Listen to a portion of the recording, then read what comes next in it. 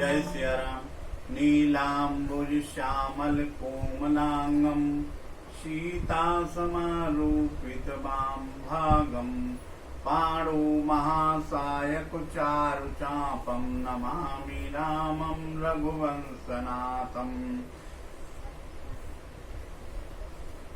जनक जी कौशिक जी को प्रणाम करके निवेदन किया कि हे महाराज, अब क्या क्या कृत्य करना चाहिए और आप हमें उपदेश करें। महर्षि कौशिक ने कहा, हे महाराज, राम का विवाह तो हो गया, धनुष टूटते ही अब आप इतना करें कि दूत अयोध्या को भेजें और राजा दशरथ को बुलावें और लोक रीत और वेद रीत से भगवान राम का विवाह और सीता के साथ हो। ऐसा यही विधि है और यही करना चाहिए। यह सुनते ही महाराज जनक ने अपने सकल दूतों को, जितने उनके दूत थे, सबको बुलवाया और सबको आदेश दिया। उसमें 2 दूत अवध के लिए भेज दिया और वहां के जितने और दूत थे जनकपुर को सजाने के लिए कहा कि अच्छा से अच्छा बढ़िया सुंदर जनकपुर को सजा दिया जाए, हर तरह से विवाह के लायक मंडप बना दिया जाए, इस तरह व्यवस्था की जाए। दूत अवधपुरी पहुंचते हैं, सरजू स्नान करते हैं, राजा दशरथ के महल के दरवाजे पर पहुंचते हैं और कहते हैं कि पहुंचकर वहां ये कहते हैं कि हे महाराज, मैं जनकपुर का दूत यहाँ आया हूँ, संदेशा लेकर राजा दशरथ को मिलना चाहता हूँ। ये सुनते ही राजा दशरथ ने दूतों को बुलवा लिया। दूत को बुलवाया, उनका आदर सत्कार किया और उन्हें अपने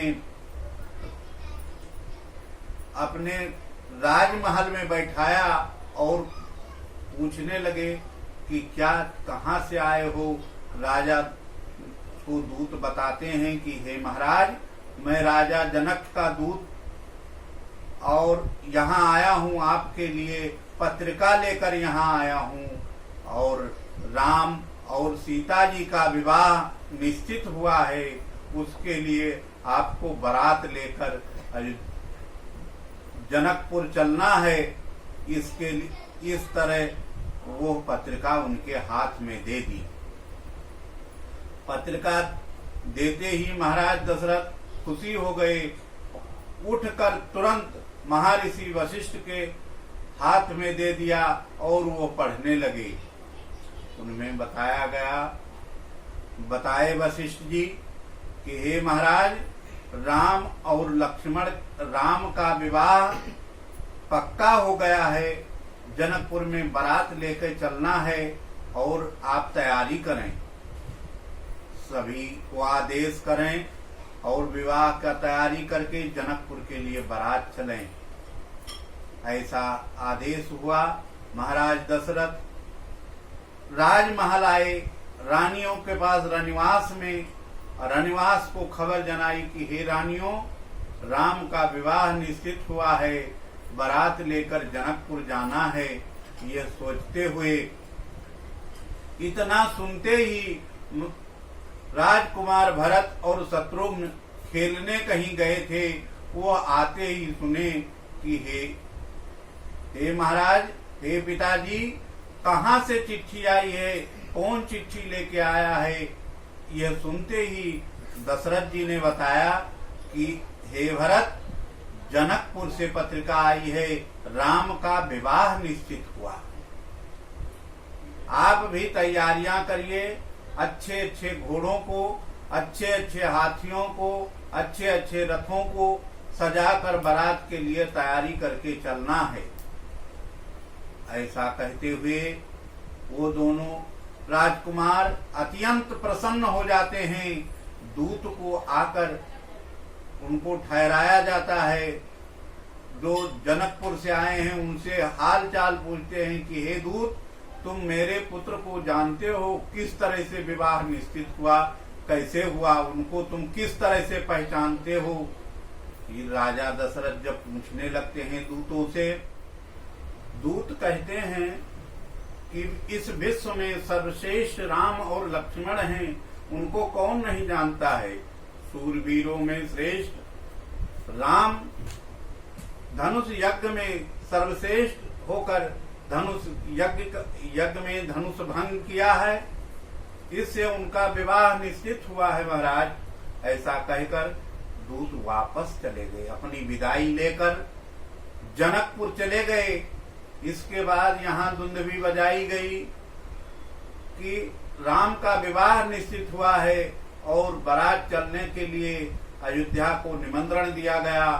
अयोध्यावासी तैयार हो गए, अपने अपने घर को सजा दिए और निकलकर सब अयोध्या के निकट सरजू के तीर इकट्ठा हो गए।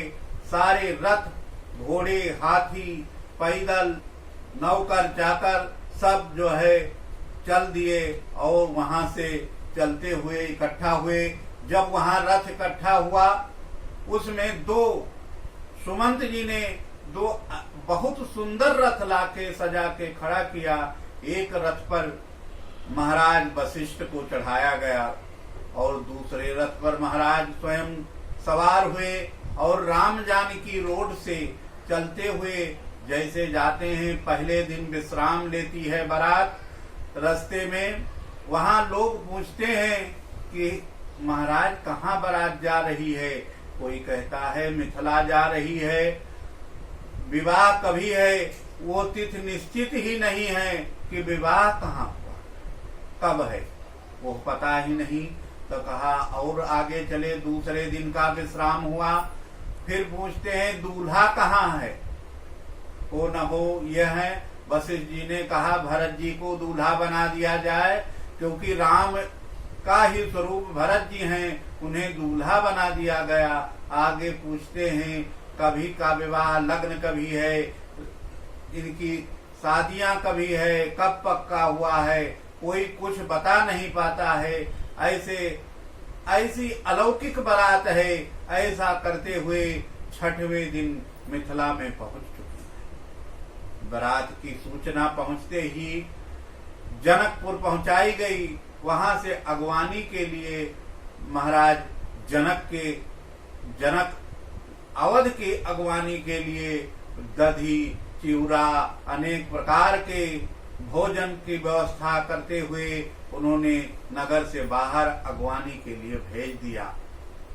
स्वयं महाराज दशरथ की अगवानी करने के लिए वो उठे, अपने शिष्ट मंडलियों सहित उनकी अगवानी करने के लिए गए और उनका आदर सत्कार करते हुए जनकपुर ले आए और जनकपुर में उनका निवास स्थान दिया।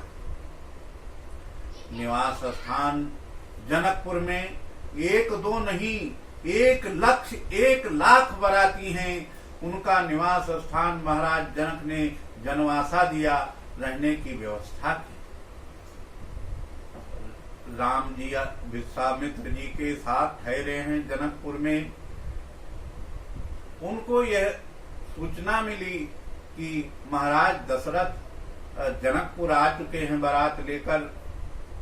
मन ही मन सोच रहे थे।